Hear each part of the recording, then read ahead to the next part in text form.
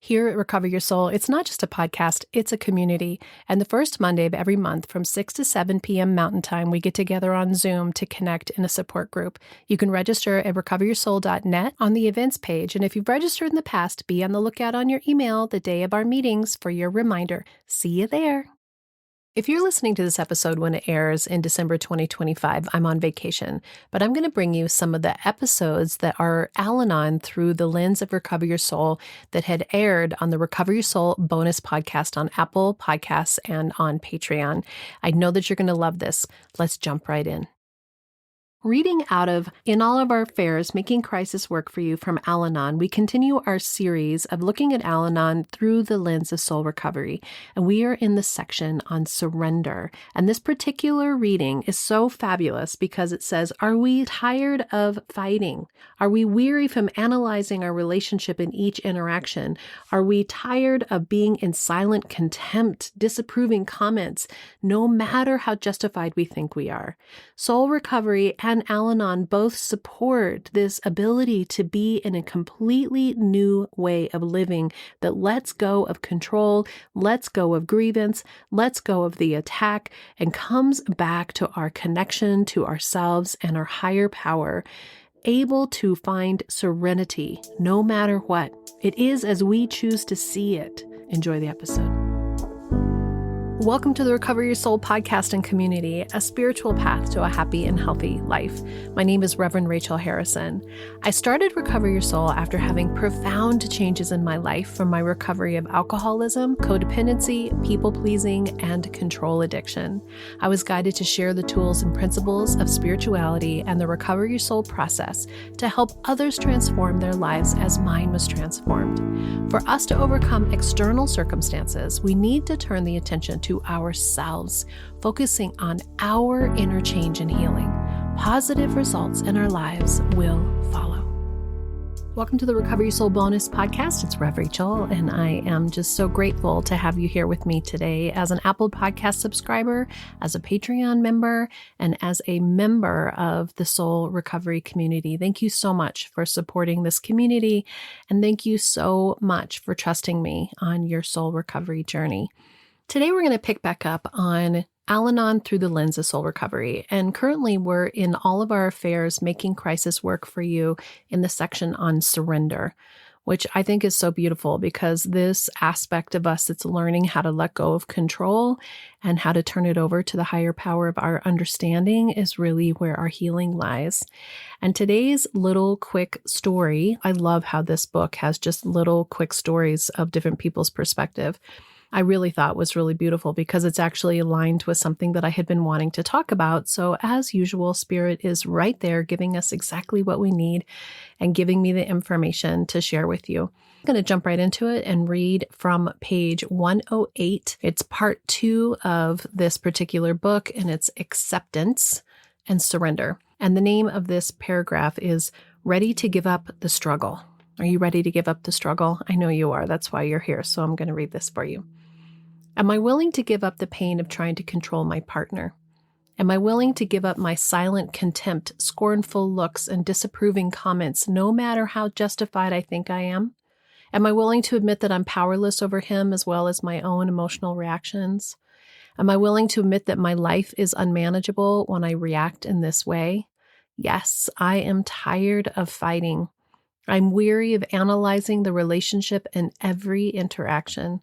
This scrutiny began long before my husband found sobriety, long before I found Al-Anon, and has continued well into recovery. Enough! I turn to my higher power for my serenity, courage, and acceptance. I need to let go of my control and let God take over, to live my own life and let my husband live his. My experience in Al-Anon reassures me that God will do for me what I cannot do alone. I don't have to understand it. Trying to understand only locks me up inside my head. I loved this because this is how I lived with Rich. I lived in this silent contempt for him and the disapproving comments and the scornful looks. And I look back and I can hardly recognize who that person is, to be honest. It's fascinating because it's really grounded in fear and pain and a desire to be safe I continually didn't feel safe for some reason. And even though there were things happening in our life and in our family that would be reasoning for not feeling safe, necessarily emotionally safe, we always were physically safe, but emotionally safe. What I recognize is it's something much deeper than that. And what I'm going to start doing more in these bonus podcasts is talking more on that spiritual level around soul recovery. This concept of our souls and what we are here to experience, and this curriculum of life that is incredibly complicated. And when I think about this journey that I've been on about really lovingly detaching from all of the clinging and the trying to understand, I love that at the end of this, it says, you don't have to try to understand. Trying to understand only locks me inside my head. And recently I was talking to a friend about something that's going on with her sister, and she continues to be wrapped up in the story. That's the part that is the judgment that we're learning in soul recovery, that we judge not because we're bad, not because there's something wrong with us, but because that's how our mind is trying to make sense of all the complex situations that are happening around us. And that is the part of our mind that is trying to control, was trying to force things to be a certain way, because underneath all that is this real need for us to be safe. And the truth is that we're safe always. We're safe always, regardless of what's happening on the outside. The safety is actually something that we feel inside within us when we are truly connected with our source energy, when we remember our wholeness, when we remember our soul and connect to that part of us that is here on Earth School in our curriculum of life, having these experiences, and we recognize that we're safe here. Almost anything can happen, no matter how trying or difficult or painful it is. But if we can really connect to this, knowing that our soul is safe and well and held by spirit, by source, then we stop trying to grasp and force and make things be different. And what I recognize again in my relationship with Rich that has been so interesting, this morning I was just thinking about how far we've come, that we're in our, I can't keep track. We've been together since 1992 and got married in 94. So we're coming up on a lot of years together, 33 sort of years together. I'm sorry, I'm mumbling over all that. Never good with math. That's okay. And it doesn't even matter, right? So it's like even counting the days doesn't even matter anymore, because it's less and less and less about forcing this relationship to be something that I think that I want it to be. And it's more and more about me turning to myself and recognizing that there's been ample opportunity over and over and over again for me to learn about me. And the more I'm trying to control and force, the more I'm trying to control him, which I'm powerless over him, 100% powerless over him, powerless over what he thinks, powerless over what his moods are, powerless over how he sees the world, powerless over everything.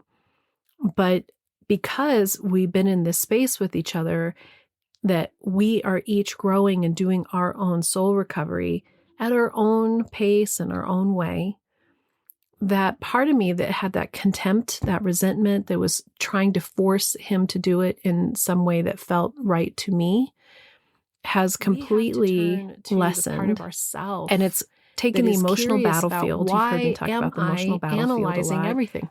Taking the emotional what is it that I'm analyzing? And just what do I want from all of this? Because you are entitled to want and need things. You are entitled to a healthy, safe, loving relationship.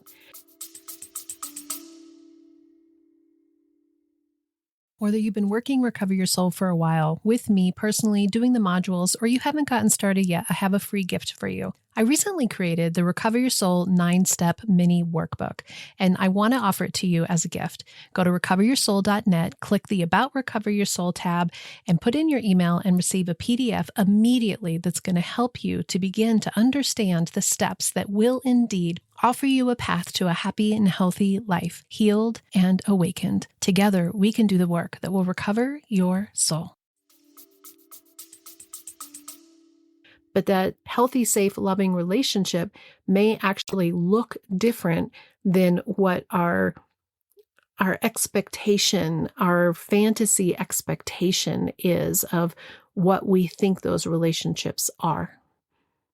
And if we pull, what's coming? If we pull in all of those old stories, all those old beliefs, all that messaging, all that conditioning that we had when we were younger, and we begin to release all the energy that comes from that. That's what soul recovery is all about. It's about looking at yourself and your experiences and your emotions and your beliefs from a new lens, from a lens of compassion and grace, especially for yourself. And then noticing how all of that has this deep attachment, this desire to try to make it be safe and make it be okay. Because if they're okay, we can be okay. But when we give up, I love how she just says this, am I willing to give up the pain of trying to control my partner? She's the one experiencing the pain. It's painful when you're trying to control what is uncontrollable. That is the suffering, the grasping, the wanting, the clinging, the desperately, wanting so hard for it to be something else. Am I willing to give up my silent contempt, scornful looks, and disapproving comments, no matter how justified I think I am? You can feel your feelings. This is never about being a doormat or allowing someone to have unacceptable behavior. It's the part of us that is brewing within ourselves with discontent, scornful looks, that part of us inside that is just so intensely full of resentment and grievance and rage, because all of that is actually keeping you from looking at what's going on inside of you, which is, it doesn't feel good for a reason. It doesn't feel good for a reason. And we've been taught for most of us women, the women who are listening to this, and many men, but mostly as women, we were taught to swallow our feelings, to not think or feel, to not be too much. And there's so much energy around how to be present in our bodies with our own emotions without fear of something from the outside that's judging us or shutting us down, or that we're supposed to put other people's feelings first. That's what codependency ultimately is we've been conditioned to have somebody else's needs, feelings put before our needs and our feelings. When we're not getting what we need from somebody, you are not getting what you need from somebody. It's not about looking at all these things and saying, okay, I'm going to be fine with not getting what I need. That's not it at all. It's about seeing it more clearly so that you can let go of all the filters of all of your emotional baggage that's underneath and the view that you're seeing that people are against you or that they're to blame, or if they would just do this, then everything would be okay. And, on some level, some of that's true, that if you have somebody who's actively drinking or actively raging or actively in a place where they're really dissatisfied with their life, if they were in a different place, yeah, it would feel better. But you're taking away the part of yourself that has responsibility of how you show up, how you choose to see it, and ultimately where you choose to put your body and where you continue to stay. I know for me, I was really thinking again this morning about Rich and I for some reason, and I was thinking about how at this point, with this many years under our belt and how hard we're actively working on our relationship, I've taken the foot out the door that I had for almost all of our relationship, because I was trained by my parents that you have different relationships at different times of your life, and the divorce is inevitable. Because my parents divorced when I was 8, and it was so amicable and lovely, and they're such good friends that it actually gave me permission to say, yeah, when that time comes, when you're ready for the next phase, then you don't stay with somebody. Well, Rich's experience was totally different. His parents divorced in very much anger and turmoil and upset. For him, this separating, that didn't work for him because he wanted so desperately for us to have a commitment together. But over the years, I've made it clear from my soul recovered perspective that I want to be in this relationship, but it must be healthy. It must move forward. It must have spiritual growth. It must have sobriety. And not as an ultimatum, but as my boundary for me, right? My boundary for me. Because I don't want to live in a place where I'm giving him scornful looks, or I have bad attitude, or I'm judging everything that he does. I don't want to live that way, because you know who was painful for? That was painful for me. I'm the one that was feeling all of that upset and anxiety so much, which is one of the reasons why I think that I drank so much alongside of him, because I was just trying to numb out my own feelings. And I think that when we give ourselves grace to say, yes, we have seasons of our lives that are incredibly complex, but we stop seeing them from this vantage point that we're victims, or that somebody did something to us, right? And you just start empowering yourself to see that your soul came here to have this incredibly complicated, wild ride of an experience for you. And that you get to choose every day how you're going to show up. She says, I am tired of fighting. I'm weary of analyzing the relationship in each interaction. That analyzing and that fighting is really trying to control.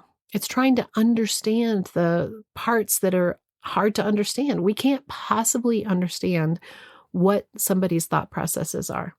And then we're also trying to be right. We're trying to prove that one person's way of seeing it is the right way.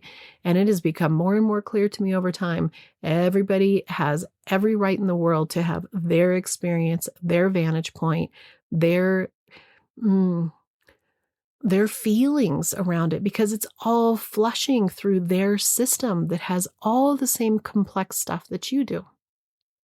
But we get caught in this battle, this waging this war, and it goes back and forth. So as soon as you have contempt, they have contempt.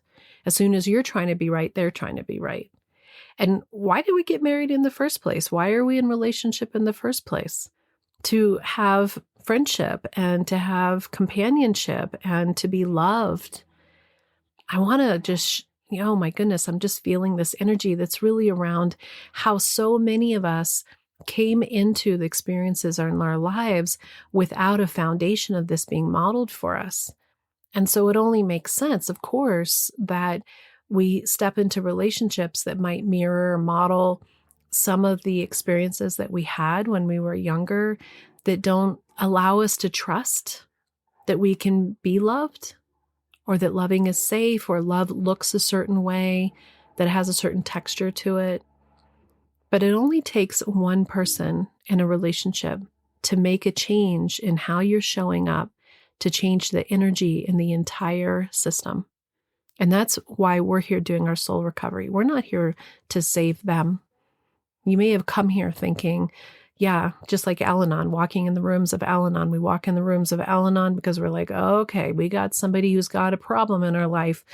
I know that this is a support group to figure out how to fix them. I know that's what I thought when I walked into Al-Anon the first time, both for my husband and for my son, Alex.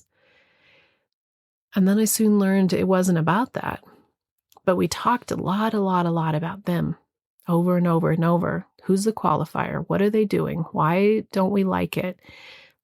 That part started to not feel good to me, because it's us making the disapproving comments. It's us making the judgments. It's, even though we're learning the tools that are so imperative for us to learn how to have detachment and how to take care of ourselves, there's still a focus on what the other is doing. And in soul recovery, I'm hoping that you can more and more let go of them and their experience and their choices and what is happening in their recovery or non-recovery.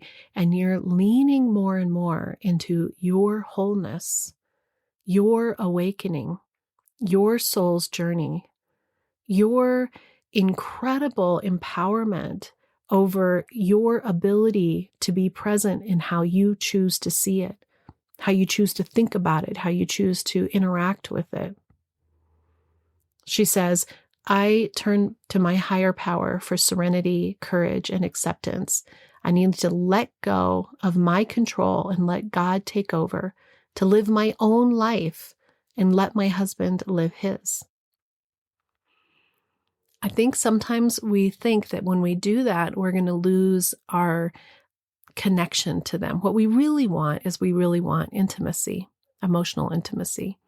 And I know for me, one of the things that I recognized when Rich drank was sometimes I didn't like his behavior. Sometimes I didn't like his intensity, and he could be quick to react and be angry. But it was mostly an emotional lack of connection. It's like he wasn't there. And just like when I drank, I was doing it to not be there 100% because it was just so difficult and painful. But when we let go of control, we're actually not letting it go as if it's going to float out into the ocean to never be seen again. We're actually letting it go for the energy to be able to transition and open up into something that is even more than we could possibly understand, because there's so much more potential and unlimited nature of what is available to us than we've given ourselves permission or credit or the ability to connect with, because we're coming from all these old defense systems. But the letting go of control is us opening to a deeper understanding of ourselves. And in that space, what I'm always saying is that when you are in a more healed, clean space, you can look at the situation that you're in from a more true perception. Is this, like it was in my relationship, is there a lot more that's actually working and good and Rich as the human being that he is someone that I wasn't even recognizing existed because I was trying to make him be something that I didn't even know what that was? Or are you looking at something that you are trying to force and make to be something that it'll never be? To try to be loved and witnessed and in relationship with somebody who literally just doesn't have the ability to give you what you need. Not a judgment as being bad, but as just an as is, seeing things more honestly for what they are. And when we come from the soul recovery viewpoint, there is no one who is right or wrong, or the victim or the perpetrator or the hero in any of these situations anymore. We're seeing it from clarity of each person's experience and mostly empowering ourselves to say, is this the environment? Is this the relationship? Is this healthy for me? I want to be in my relationship. And when I wasn't in, it was painful for me because I was battling it. And the more I battled it, the more it battled me back. And I look back on our lives and I look back on with the kids, and I've said before, sometimes I have a lot of pain and regret and wish that we could have done things differently. But more and more, I just have an awareness of how these are the stories of our lives. Not that we have to continue to live from the woundedness and the pain and really go into victimhood around what I did or how they felt or what Rich did or what they did. The kids showed up and did their stuff too that wasn't all that great. Or can we see this as part of our experience, of our growing and our learning and our expanding? And that part of this is we are breaking ancestral patterns at this moment in time that will not only heal generations to come, but actually, if you believe in the quantum fields and all the spiritual wild stuff, it's actually healing the past too. Because all of it is connected. So the more that we can live from this place where we don't have to try to understand, we don't have to try to fix it, we don't have to make anything happen, we connect to something greater still, and we recognize we're not alone, and we stay conscious in every moment. In every choice that we make, we are conscious in it. even when you're fallen completely off and into a spiral and into a spin out and you're pissed and you're doing all the things, you have that moment where you come back to yourself. That is spiritual awakening. That's the only ask, is that you come back to that center, to the truth of who you are, and you remember your wholeness. You remember the wholeness of the people in your life. You remember that you are not alone. You pause, you step back, you choose a different response. And in that, the healing is profound. And that's all we're asking for. Are we ready to give up the struggle? I think you are already doing it, because here you are. So we'll continue to work on this section, which I'm really enjoying. And soul recovery is this beautiful opportunity for you to come back to your wholeness, to remember you've never been lost. You aren't broken. There's nothing wrong with you. But we need to find our way again, even when we're lost. Those that wander aren't lost, right? Like, just give yourself grace that sometimes we wander. And that wandering is actually giving you information. And the more that you give yourself compassion and love for your full experience, and you allow yourself grace, the energy dissipates and you can let go of the struggle. You can let go of the suffering. Until next time, namaste. Thank you so much for spending this time with me and being part of the Recover Your Soul community. If today's episode spoke to you and you'd like to connect with the community even more, I invite you to join us on the first Monday of every month for the free online support group on Zoom. It's from 6 to 7 p.m. Mountain Standard Time, where I share a little bit more on the Recover Your Soul journey, and then we break into small groups. You can register at recoveryoursoul.net, and if you've registered in the past, be on the lookout in your promotions folder for the reminder email and link. I'd also love to invite you to listen to the Recover Your Soul bonus podcast every Friday, either as an Apple Podcast subscriber or as a Patreon member. On Patreon, you can become a free member and have access to new episodes for the first week, or you can support this community with the tier that you choose. You can also follow me on social media, Instagram, Facebook, and join the private Facebook group for more connection with this amazing community. I hope you'll visit the website recoveryoursoul.net, and you can sign up for emails so that you can be up to date with everything that's going on, and maybe even join me for a retreat someday. Lastly, I thank you for sharing this podcast and community with anyone that you think that might enjoy or learn from it. I also thank you for giving me 5 stars on any platform that you listen to and writing a review so that others can find the Recover Your Soul community too. Until next time, namaste.